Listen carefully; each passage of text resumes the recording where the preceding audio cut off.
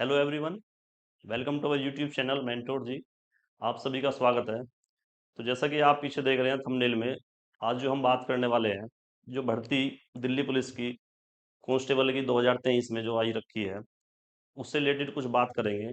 और उससे शुरुआत करने से पहले आप सभी से निवेदन है कि प्लीज़ आप इस वीडियो को एक एजुकेशन पर्पज से नहीं देखकर एक माइंड सेट ऐसा बनाइए कि हम किसी भी एग्जाम को अगर फेस कर रहे हैं तो उससे रिलेटेड हमारी क्या क्या सोच होनी चाहिए और माइंड सेट हमारा क्या होना चाहिए।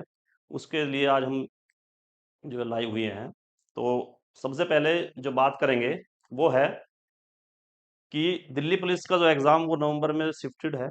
मतलब नवंबर में वो उसकी डेट शायद 14 नवंबर से स्टार्ट होगा एग्ज़ाम।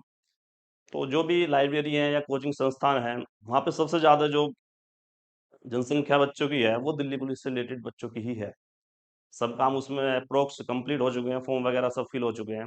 23 से 24 लाख फॉर्म उसमें जो है अप्लाई हुए हैं। तो इतना टफ कंपटीशन और वैकेंसी सिर्फ 7546 ही हैं। तो इसमें क्या होता है कि जैसे कोचिंग संस्था ऑफलाइन है या ऑनलाइन चल रही है आजकल, तो इसमें बच्चा बहुत कंफ्यूज होता है कि यार मैं क्या पढूं, कैसे पढूं और किस स्तर का पढूं। क्योंकि इसमें जो सिलेबस है वो थोड़ा अजीबो-गरीब है। जैसे कि जीएस जो है इसमें 50 नंबर की है और प्लस 10 नंबर का कंप्यूटर उससे अलग है। मतलब कंप्यूटर भी हम एक तरह से जीके में ही गिन गिन सकते हैं। तो 60 नंबर की या 60% बोल सकते हैं हम जीके का पोर्शन है। और जीके कवर करने के लिए ना तो कोई एक स्पेसिफिक बुक है, ना कोई मैं बोल सकता हूँ कि कोई एक ऐसा टीचर है कि बोल दे कि भई ये मेरी जीके पढ़िए और सिलेक्शन श्योर है। बोलने को तो हर कोई टीचर ऐसे ही बोलता है। लेकिन एक बड़े भाई की तरह या एक एज़ अ टीचर की तरह अगर मैं कुछ आपको बताऊँ, तो उस चीज़ पे आपको थोड़ी-सी गौर देनी है। जैसे हम सबसे पहले क्या करते हैं कि मैथ की बात कर लेते हैं। तो जो हमारा मैथ का सिलेबस है, अब मुझे लगता है सब बच्चों ने मैथ्स या जीके या रीज़निंग या करंट अफ़ेयर सबका सिलेबस सबको पता है, अगर वो सीरियस कैंडिडेट है तो। तो उसका सिलेबस मैं डीपली नहीं बताऊँगा, वो सब आपको पता है। मैं बताने सिर्फ ये आया हूँ कि जो हमारा मैथ का सिलेबस है, मैथ का जो परसेंटेज है इसमें हमारा वो 15% है। मतलब 100 क्वेश्चन में से 15 क्वेश्चन हमारे मैथ के हैं। कांस्टेबल लेवल का पेपर है, कांस्टेबल लेवल का ही पेपर बनेगा। उसमें ऐसा नहीं है कि मैं सीजीएल की बात कर दूं या सब इंस्पेक्टर लेवल का कोई लेवल की बात कर दूं। कांस्टेबल लेवल है तो कांस्टेबल ही आएगा। हाँ, जाहिर बात है कि इसमें थोड़ा सा कंपटीशन ज़्यादा है, क्योंकि एक वैकेंसी ऐसी है कि ऑल ओवर इंडिया से इसमें फॉर्म डलते हैं। केंद्र सरकार के अंडर ये जॉब है और दिल्ली में ही आपको शिफ्ट है परमानेंट, दिल्ली में ही आपकी जॉब है। तो इससे रिलेटेड बहुत बच्चे ऐसे हैं कि इसमें इंटरेस्ट दिखाते हैं, अपना सीजीएल वाले, सीपीओ, सीएचएसएल सब इसमें इंटरेस्ट दिखाते हैं। तो जो मैथ का सिलेबस है वो आपको नॉर्मली पता है। हो सकता है बेसिक आपने पूरे कर लिए होंगे, जीके के बेसिक आपने कर लिए, कहीं यूट्यूब चैनल से पढ़े हो, किसी का ऑनलाइन कोर्स खरीदा है, ऑफलाइन करा है या सेल्फ स्टडी करी है। ठीक है। तो उससे रिलेटेड मैं कुछ आपको बातें बता रहा हूँ। जैसे जब आपका या किसी का मान लीजिए सिलेबस कंप्लीट हो रहा है किसी भी सब्जेक्ट का, तो सिलेबस कंप्लीट होने के बाद हमें लगता है कि यार हमने जो फर्स्ट चैप्टर पढ़ा था वो अभी हमारा कहीं ना कहीं वीक है। उसके बाद हम उसको जाते हैं, उसको दोबारा सोल्व करते हैं, प्रैक्टिस करते हैं। उसके बाद लगता है यार हमारा फोर्थ चैप्टर है वो कहीं ना कहीं वीक है। तो ये सब बच्चों के साथ है, ये सिर्फ आप ही के साथ नहीं है, ये सब बच्चों के साथ है। और टीचर की मैं बात करूं तो टीचर तो उस चीज़ को कई हजार बार रिपीट कर चुके होते हैं। अगर एक्सपीरियंस टीचर है तो उस चैप्टर को कई हजार बार वो रिपीट कर सकते हैं, कर चुके होते हैं मतलब। तो उससे क्या होता है कि उनको तो हर चीज़ टच में रहते हैं। लेकिन बच्चा क्या करता है, एक चैप्टर ज़्यादा से 4 या 5 या 6 बार, मैक्सिमम वो 10 बार कर सकता है। तो उसको फिर भी फाइनली ये लगता है कि यार ये हमारा चैप्टर अभी भी वीक चल रहा है। उससे क्या होता है, जब हम मॉक लगाते हैं या प्रैक्टिस करते हैं, तो कभी तो हमारे 15 क्वेश्चन में से 12 अटेम्प्ट हो रहे हैं, कभी 10 हो रहे हैं, कभी 14 हो रहे हैं। तो हमें मतलब ये समझ में नहीं आता कि यार हम मैथ को अपने को कंप्लीट समझें या इनकम्प्लीट समझें या अपनी प्रैक्टिस को थोड़ा डाउन समझें। तो इस चीज़ को मैं अभी बताता हूँ कि इस चीज़ को, माइंड को कैसे एकदम नॉर्मली कूल रखना है और कैसे हमें इस पे आगे काम करना है। ठीक है। अब ये तो होगी मैथ की बात। ऐसी ही 4 सब्जेक्ट हैं, चारों के ही सेम पैटर्न है, सेम चीज़ फॉलो होती है और सेम स्ट्रेटेजी बच्चा इसको फॉलो करता है। जैसे जीएस की बात करूं तो जीएस, मान लिया बच्चा आज हिस्ट्री से स्टार्ट कर रहा है, तो हिस्ट्री के मैं 3 या 4 चैप्टर करूंगा स्टार्टिंग में, तो मुझे लगेगा बिल्कुल मेरी सब चीज़ क्लियर है। उसके बाद 10 15 20 क्लास के बाद लगेगा कि यार मेरा वो पीछे का तो मैं थोड़ा सा कंफ्यूज हो रहा हूँ, उसमें अब क्या करना है। पीछे का पढ़ना है, आगे का पढ़ना है। ओवरऑल बात ये है कि जब हम सिलेबस सबका कंप्लीट कर चुके होते हैं, तो हमको फिर ये ऐसा एहसास होता है कि यार हमने सिलेबस नहीं करा सही से, हमको दोबारा करना चाहिए। और अब सिर्फ 1 महीने का टाइम है, 30 दिन बाकी हैं, अब दोबारा सिलेबस आप नहीं कर सकते। अगर करोगे भी तो ज़्यादा से ज़्यादा एक सब्जेक्ट का कर सकते हो, जैसे मैथ या सिर्फ जीएस या सिर्फ रीजनिंग या कंप्यूटर, चारों सब्जेक्ट का या कंप्लीट सिलेबस आप नहीं कर सकते। तो अब क्या करना है आपको, जैसे हर बच्चे को पता है, आजकल का ट्रेंड भी है कि एग्जाम से पहले मॉक टेस्ट जो लगाते हैं वो सब बच्चे की स्ट्रेटेजी के पार्ट होता है। सब बच्चे मॉक लगाते हैं, उसे एनालाइज करते हैं। अगर मॉक का मैं एक्यूरेसी या एक्यूरेट मतलब आपको समझाऊं, तो मॉक टेस्ट का मतलब ये होता है कि किसी ना किसी टॉपिक की ऐसी हमारी कुछ वीक पॉइंट्स रह गए हों जो हमसे नहीं हो पाए, तो उसमें इसके मॉक टेस्ट के द्वारा हम समझ सकते हैं कि यार इस टॉपिक में हम अभी वीक हैं। अब बच्चे क्या करते हैं कि यार मॉक टेस्ट में मेरे 100 में से सिर्फ 50 नंबर आए हैं, इसका मतलब यार मैं सिलेक्शन से बाहर हूँ। सिलेक्शन का मतलब 50 नंबर ये मॉक में नहीं है, ना 60 नंबर है। ऐसे भी स्टूडेंट है जिनके 75-80 नंबर मॉक में थे और वो डिस्qualify है। ऐसे भी बच्चे हैं जिनके मॉक टेस्ट में 45 नंबर है, वो आज भी डिस्qualify हैं, वो जॉब से परे हैं। ठीक है, तो मॉक टेस्ट का सिर्फ मतलब ये है कि आपने क्वेश्चन लगाए, प्रैक्टिस हुई, बातें खत्म। उसके बाद हम जब इसका एनालाइज करेंगे तो सिर्फ एक चीज देखेंगे कि यार ऐसा कौन सा क्वेश्चन है या पार्ट है जो हमको डेली ही इस एक चीज से फेस करना पड़ रहा है, या हमारा रेगुलर गलत होता जा रहा है। उस चीज पे हम काम कर लेंगे। उस चीज के काम करने के बाद फिर हम क्या देखते हैं कि जैसे ही यूट्यूब खोलते हैं मॉक टेस्ट देने के बाद, तो यूट्यूब पे भी हम क्या कर देखते हैं कि भाई दिल्ली पुलिस से रिलेटेड ही सारी वीडियो आती हैं, और सब में ये लिखा रहता है थंबनेल ऐसी कि भाई जीएस में 50 में से 40 कैसे लाएं, स्ट्रेटेजी क्या फॉलो करें। हम उस पे जाते हैं, स्ट्रेटेजी वो क्या बताते हैं, सिर्फ गिनी चुनी 4 या 5 किताबें हैं। सब टीचर से सबसे वही नाम पता है सबको। भाई प्रीवियस ईयर लगानी है तो पिनाकल की है, और प्रीवियस ईयर दूसरी किताब लगानी तो किरण की है। कहने का सीधा सीधा मतलब ये है कि ये 2-3 किताबें हैं मार्केट में प्रत्येक सब्जेक्ट की, जो सब बच्चे फॉलो कर रहे हैं। मेन बात है वो फॉलो करने किस हिसाब से है, बात इसकी करेंगे। तो अगर आप दिल्ली पुलिस की तैयारी कर रहे हैं और अभी तक आपने 1 महीना रहता हुआ सिलेबस कंप्लीट कर लिया और साइड में रख दिया है, वेल डन, बहुत अच्छी बात है। आप 50% कंपटीशन को पार कर चुके हैं। ठीक है, इसके बाद की प्रक्रिया मैं बताऊंगा। थोड़ा सा माइंड को कूल डाउन करना है और स्टडी को एक एज अ लोड नहीं लेना, सिर्फ रिलैक्स करके स्टडी को करना है। जैसे हम सुबह ही उठे, या तो हमने कहीं ना कहीं अपना सेपरेट रूम ले रखा है, या कहीं लाइब्रेरी ज्वाइन कर रखी है, या कहीं भी हम पढ़ रहे हैं, कोचिंग संस्था में पढ़ रहे हैं, कहीं भी पढ़ रहे हैं, वहाँ जाइए, एक फिक्स शेड्यूल बनाइए, टाइम टेबल बनाइए। टाइम टेबल मंथली या ईयरली या वीकली नहीं, डेली का टाइम टेबल बनाइए। सुबह जाके बस ये लिखने हैं 4 टॉपिक कि हमें बस ये कवर करने हैं, और ये कवर इस हिसाब से करने हैं, अगर यहाँ से क्वेश्चन आएगा तो शायद वो गलत ना हो पाए। चाहे टॉपिक वो 4 ही हो, कोई से भी सब्जेक्ट के हों। 15-20 दिन आपको ये चीज़ें थोड़ी ऊट-पटांग लगेंगी, अजीब-सी लगेंगी, लेकिन 15-20 दिन बाद आपको ये रिजल्ट जब सामने आएँगे तो आपको एहसास होगा कि यार हाँ, कहीं न कहीं ये चीज़ हमारे लिए बेनिफिशियल है। तो जैसे हमने जीके अपनी कहीं से भी कवर करी, किसी भी टीचर से करी, वेल डन, बहुत अच्छा है। सबके नोट्स, उसके एक-एक नोट्स को रिवाइज़ करें। जितना भी रिवाइज़ कर लिया आपने, मान लिया 2 बार, 3 बार, तब तक आप थक नहीं गए, वो रिवाइज़ करते रहे, ठीक है? डेली। उसके बाद क्या करना है, नई बुक की तरफ जब जाना है, जब वो आपने पुराने नोट्स कंप्लीट कर लिए हों 3 से 4 बार कम से कम। उसके बाद क्या होगा कि जब आप मॉक लगाएँगे, तो मॉक में नए क्वेश्चन मिलेंगे। फिर आपका ये माइंड ये कहेगा कि यार ये नए क्वेश्चन कहाँ से आ रहे हैं? फिर आप उनकी खोज करेंगे, फिर यूट्यूब पे जाएँगे, फिर टाइम वेस्ट होगा, फिर दिक्कत होगी। नए क्वेश्चन मिले हैं, उन्हें अपने अपनी नोट्स में नोट डाउन करो। उसके बाद क्या है कि जब भी आप दोबारा उस क्वेश्चन को या आप उस टॉपिक को अपने नोट से रिवाइज़ करेंगे, तो एक्स्ट्रा क्वेश्चन है जो आपने ऐड करे हैं, वो भी रिवाइज़ हो जाएँगे उसी समय पे और उसी पेज पे। तो सबसे बड़ी बात ये है कि अगर नया क्वेश्चन कहीं भी दिखे तो उसे अपने ही नोट्स में ऐड करिए, या जिस किताब को आप फॉलो कर रहे हैं उसी में उस नोट्स को ऐड करिए, शॉर्ट नोट को।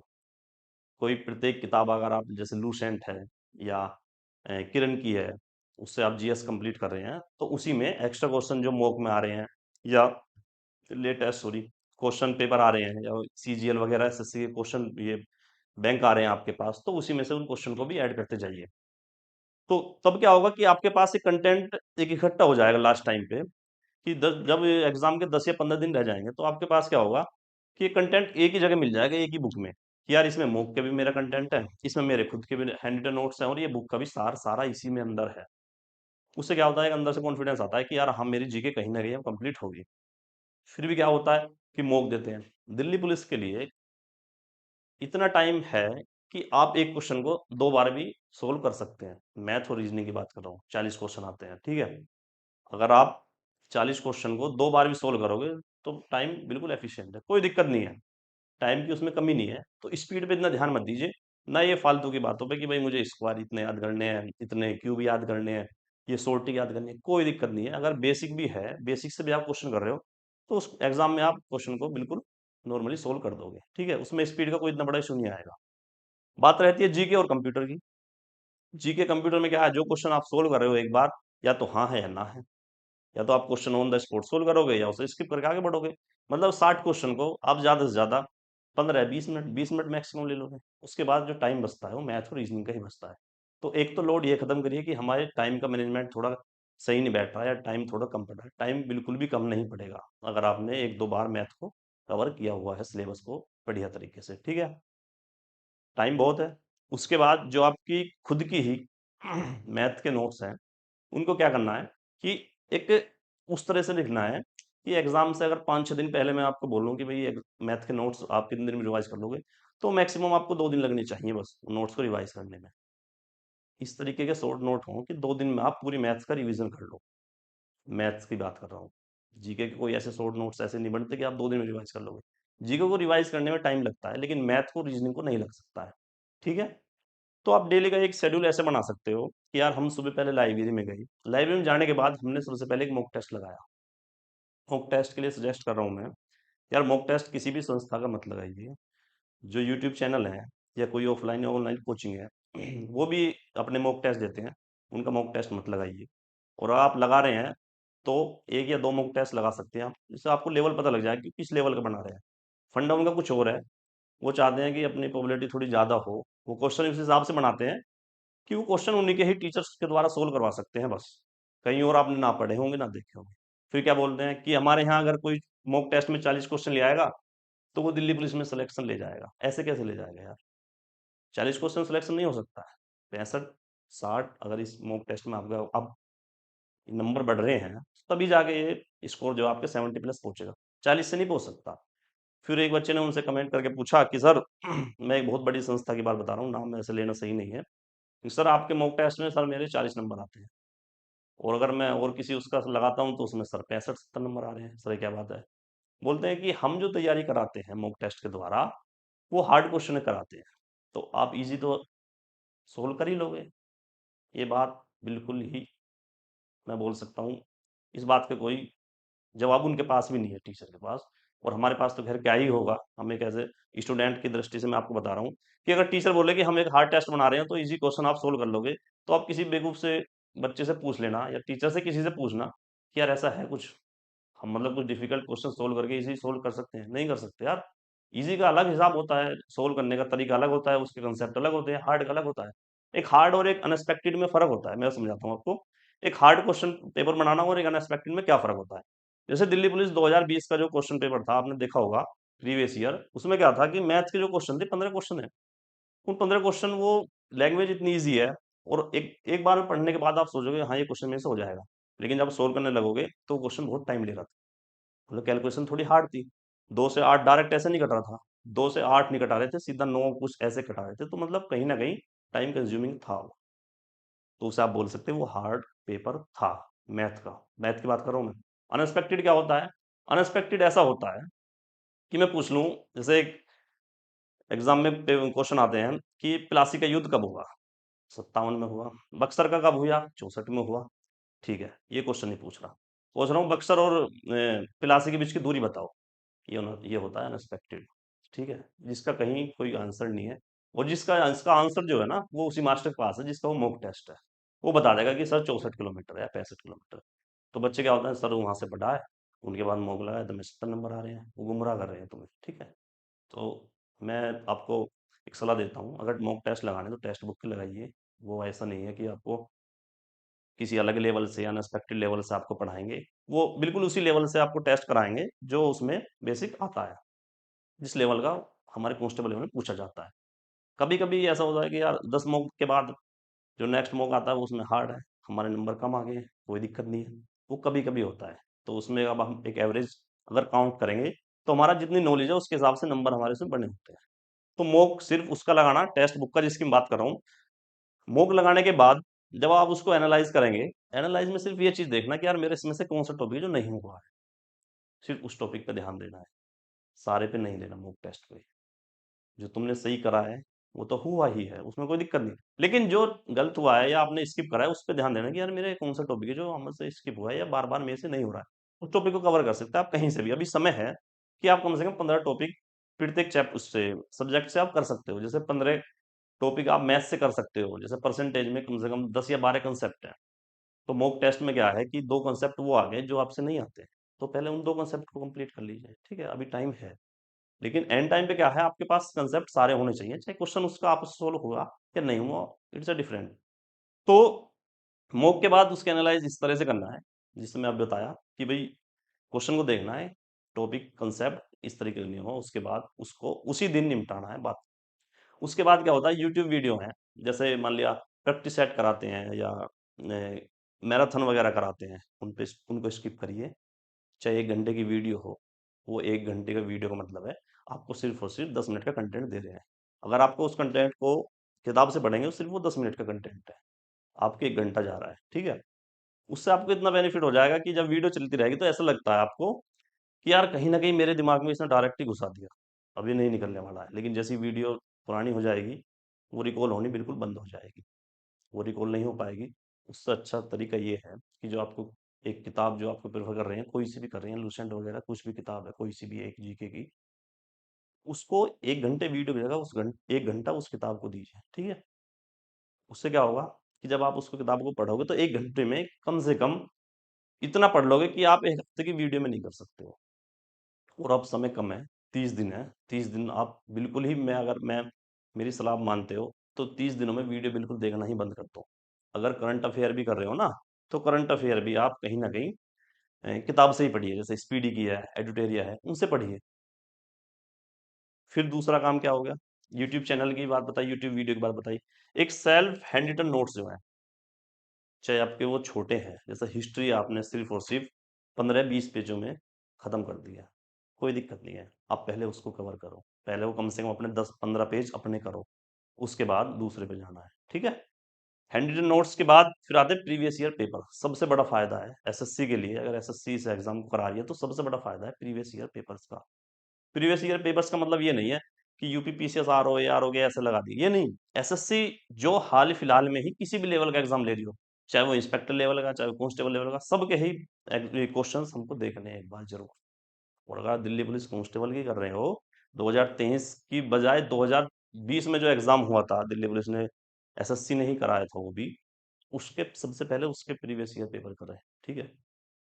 उसके पेपर करने के बाद अब 2023 में जितने भी क्वेश्चन पेपर एसएससी ने कराए हैं, CGL, CPO, CHSL, MTS, DDA, अभी लेटेस्ट बिल्कुल जो डीडीए का एग्जाम हुआ है, उसके क्वेश्चन देखिए आप, वो सोल्व करें, मैथ के भी, रीजनिंग के भी, और जीके और कंप्यूटर सबके।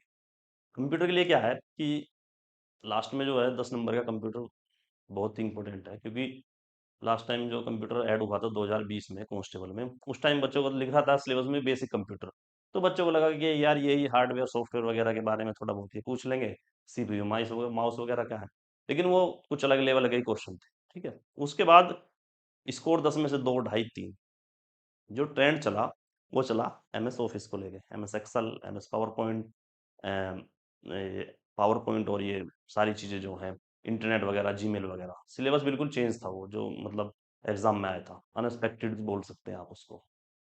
तो इस बार क्या है कि हमें कम से कम इतना तो आइडिया हो गया लास्ट एग्जाम से कि यार कंप्यूटर में ये बिल्कुल बेसिक नहीं पूछता है, थोड़ा सा डीपली पूछता है, और यहाँ यहाँ से पूछता है। तो जो डीपली उसका पूछने का तरीका है वो ये है कि 10 क्वेश्चन में से मिनिमम 2 क्वेश्चन तो शॉर्टकट की से हैं। तो आप डेली 10 मिनट तो शॉर्टकट की देख सकते हैं। अगर कुछ और भी आपको कंप्यूटर नहीं पढ़ना, तो डेली 10 मिनट तो कुछ शॉर्टकट की आप रिवाइज कर सकते हैं, ठीक है? शॉर्टकट की के बाद फिर क्या करोगे, मैक्सिमम इसमें मुझे लग रहा है 7 या 8 टॉपिक हैं जो कंप्यूटर के सिलेबस में है। डेली एक टॉपिक कर सकते हो। आज भी अगर बिल्कुल तुम्हारा जीरो लेवल का कंप्यूटर है तो आज से भी आगे स्टार्ट कर दो कंप्यूटर, तो एक हफ्ता या 10 दिन में एक कंप्लीट कर सकते हो इस टॉपिक को, मतलब पूरे ही सब्जेक्ट को, कंप्यूटर को। उसके बाद जब ये 2 या 3 बार ऐसी ही आप सिलेबस को इसे रिपीट करोगे, फिर मॉक लगाओगे, फिर जो टॉपिक हमारे वीक हैं उसको करोगे, उसके बाद क्या है, फिर भी मन को मतलब इतनी शांति नहीं मिल पाती कि यार अब मेरे साथ ये सही है, इतनी तैयारी से मैं अब ये मेरा एग्ज़ाम फूट जाएगा। कोई दिक्कत नहीं है। उसके बाद एक चीज़ और है, बताता हूँ मैं आपको। जैसे मॉक में कोई आपसे स्कोर पूछे या आप स्कोर कर रहे हो, तो एक्चुअल स्कोर तो आप बताना मत, और बता भी रहे हो तो दूसरे वाले को उसका 1% भी प्रभाव नहीं पड़ेगा। और जो बंदे से आप सामने वाले से पूछ रहे हो, उसके मैक्सिमम चांस है वो झूठ ही बोलेगा, क्योंकि कहीं न कहीं वो भी सोचेगा यार इसको कहीं न कहीं डिमोटिवेट किया जाए, या आप उसकी नज़र में आपको कहीं न कहीं गिराया जाए। तो जो आप मॉक टेस्ट दे रहे हैं, उसका स्कोर से ज़्यादा इम्पोर्टेंट है उसका एनालाइज़, उसको सही से 1 घंटे का मॉक लगाने के बाद 2 घंटे का एनालाइज़ करो, उससे आपका क्या होगा, स्कोर बढ़ेगा। वरना स्कोर बढ़ने का कोई और तरीका नहीं है। आप कहीं भी जाके किसी से टीचर से पूछो कि यार 60 नंबर से 70 कैसे ला जाएँगे मॉक में? कोई तरीका नहीं है, तरीका सिर्फ़ एक है कि इसका एनालाइज़ देखना है, किस तरीके से इसमें क्वेश्चन आ रहे हैं और कौन से हमसे नहीं हो रहे, बस। सीधा-सीधा इसका एक फंडा है मॉक टेस्ट में, ये बढ़ाने का नंबर, और वही फंडा सिर्फ़ एग्ज़ाम हॉल में है। और कोशिश करना, अगर मॉक टेस्ट दे रहे हो आप, तो फ़ोन की जगह आप लैपटॉप अगर यूज़ कर रहे हो तो ज़्यादा बेनिफिट है उसका, ठीक है? लैपटॉप पे जब मॉक दोगे तो एक सिर्फ़ और सिर्फ़ उससे ये है कि भावनाएँ ऐसी जुड़ जाती हैं कि यार ये तो मैं अपनी लाइब्रेरी में बैठ के भी देता था ऐसा ही टेस्ट। तो क्योंकि फ़ोन की स्क्रीन और सिस्टम की स्क्रीन में थोड़ा फ़र्क है, तो क्वेश्चन देखने का तरीका अलग है, कंसंट्रेशन भी अलग है, फ़ोकस भी उसमें ज़्यादा करना पड़ता है, फ़ोन में उसमें कम होता है। तो सारी चीज़ें नोट करने वाली बात है कि भई जो मॉक लगा रहे हो, अपना लैपटॉप नहीं है तो किसी और का यूज़ कर सकते हो आप, मॉक टेस्ट के लिए सिर्फ़, ठीक है? बाकी पीडीएफ नोट्स, ये अगर आप एंड्रॉयड फ़ोन यूज़ कर रहे हैं तो टेलीग्राम चैनल जॉइन कर लीजिए। हमारा अपना चैनल टेलीग्राम चैनल है, मेंटोर जी के नाम से ही है। बाकी एक चैनल और है जहाँ से एसएससी के प्रीवियस ईयर आपको सब क्वेश्चन पेपर मिल जाएँगे। आए हुए हाल ही फिलहाल में जो क्वेश्चन पेपर हुए हैं, वो सब वहाँ से मिल जाएँगे। तो उन्हें कई बार आप कर लीजिए, उससे क्या होता है करंट भी वहाँ से कवर हो जाएगा और जो ट्रेंड चल रहा है आजकल, वो भी वहाँ से कवर हो जाएगा। ठीक है? तो ये 2-3 बातें थी जो मैंने आपको बताई हैं। बाकी इसमें इतना लोड नहीं है कि यार मैं अब जीके ये पढ़ के अब लक्ष्मीकांत पढ़ लूँगा, अब लुसेंट पढ़ लूँगा, इतना मत पढ़िए। दिल्ली पुलिस 2020 की भर्ती में जो पेपर हुए हैं, फिर दिल्ली पुलिस 2022 में जो Delhi police head constable minstrel के, एडब्ल्यूटीपीओ के जो क्वेश्चन पेपर हैं हमारे पास, या तो उसकी बुक ले लीजिए प्रीवियस ईयर, या वो टेलीग्राम पे भी मैं आपको शेयर कर दूँगा, वहाँ से आप उनको पढ़ सकते हैं, सोल्व कर सकते हैं। उसके बाद आप दूसरी जगह कहीं जाइए।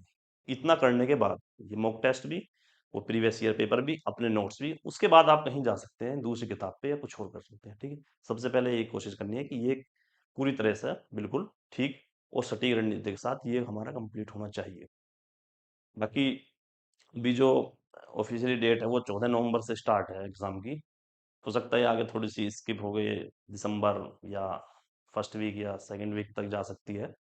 लेकिन इतना मान के चलें आपके पास 30 डेज़ हैं, क्योंकि लास्ट के 5, 6, 7 दिन या 10 दिन तो आप बोल सकते हो कि प्रेशर इतना आ जाएगा कि कुछ नहीं कर सकते, रिवाइज़ भी नहीं हो सकता। तो ये अभी आपके पास 30 डेज़ हैं, इनमें आप जो करना है, इसमें करिए। कोशिश करिए नया ना पढ़ के, अपना पुराना जो रखा है, उसी को घोल के पीने की कोशिश करना है, ठीक है?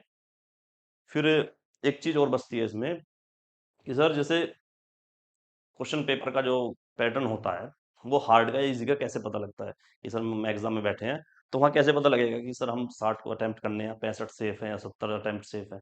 उसमें जैसे आप मॉक टेस्ट दोगे ना, तो उसमें आपको कट ऑफ भी नीचे साथ के साथ मिलती है, और उसमें ये भी मिलता है कि एवरेज बच्चों के कितने मार्क्स हैं। अगर आपके 60 नंबर उस मॉक टेस्ट में आ रहे हैं और एवरेज मार्क्स जो है 65 है, तो इसका मतलब आपकी तैयारी कहीं न कहीं कम है। और वो टेस्ट का अगर लेवल ज़्यादा है, हार्ड क्वेश्चन है, तो उसमें एवरेज जो मार्क्स हैं बच्चों के वो भी कम ही हैं। तो आपको ये नहीं सोचना कि यार मेरे तो पास नंबर इस मॉक में टेस्ट में कम आ गए हैं तो क्या हो? वो मॉक टेस्ट ही हार्ड था। ऐसे ही एग्ज़ाम में देख लेना। अगर आपको लगे कि यार मेरे से 60 क्वेश्चन फर्स्ट अटेम्प्ट में हो गए और मैं 75 तक जाऊँ जाऊँ, तो एक बार में जाऊँ या इन्हें कोई स्किप करूँ या 65 तक ही रुकूँ, तो सीधा फंडा है यार कि 60 हुए, उसके बाद दोबारा जब आप क्वेश्चन पेपर को दोबारा एक बार नज़र में निकाल दोगे, तो 5 या 6 क्वेश्चन आप दोबारा रीअटेम्प्ट कर सकते हो, बस। या आप देख सकते हो कि यार मेरे से कैलकुलेशन मिस्टेक थी, तो ये हो रही है या नहीं हो रही है, या मेरे कुछ दिमाग में इसके लिए रिलेटेड नया आया टॉपिक या नहीं आया। अगर नहीं हो रहे हैं ना, तो 65 सेफ स्कोर है। अगर 70 आपने फर्स्ट अटेम्प्ट में करा है, तो 75 सेफ स्कोर है, ये मान के चलना है, ठीक है, एग्जाम हॉल में।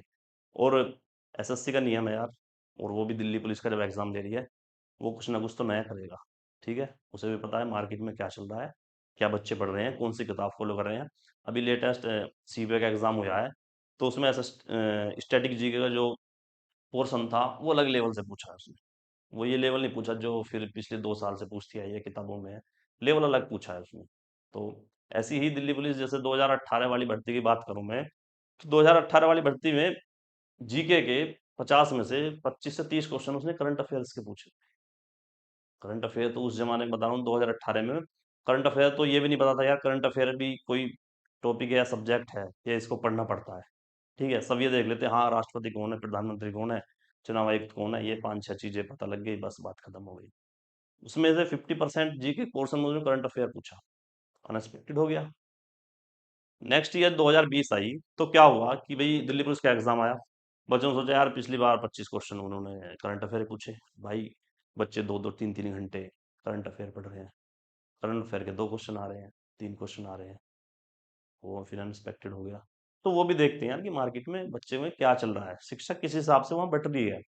तो एग्जामिनर सोचता है, क्योंकि उसकी भी ईगो की बात है यार, अगर तुम 100 में से 85 या 90 अटेम्प्ट कर आओगे, तो उसकी भी ईगो की बात है, वो बोले क्या क्वेश्चन बनाया है तुमने, 90 क्वेश्चन बच्चा अटेम्प्ट कर रहा है, एक नॉर्मल बच्चा भी।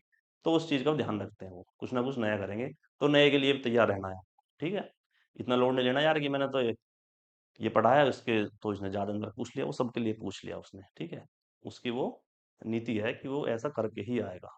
एग्जामिनर की, उनके ऊपर ये प्रेशर भी होता है कि यार इतने बच्चे एग्जाम दे रहे हैं, ऐसे 20-22 लाख बच्चे एग्जाम दे रहे हैं, तो इसको किस हिसाब से बनाना है कि कहीं ना कहीं बच्चों का स्कोर 60 तक ही रुक जाए। तो वो कुछ ना कुछ तो नया देखेंगे, क्योंकि बच्चा हर फील्ड में मेहनत करता है, मैथ भी। ऐसे बच्चे हैं जो मैथ में 50 आउट ऑफ 15 लाते हैं, रीजनिंग भी आउट ऑफ लाते हैं, मतलब 25 आउट ऑफ 25 लाते हैं, जीके तो कुछ ऐसा है कि लो स्कोरिंग है सब्जेक्ट थोड़ा सा, बाकी कंप्यूटर में 10 में से 10 ला रहे हैं। तो वो कहीं न कहीं जीके में जान डाल देंगे। और जीके में जान कैसे डलती है कि कुछ अलग ही तरीके की चीज़ें पूछ लेना, ठीक है?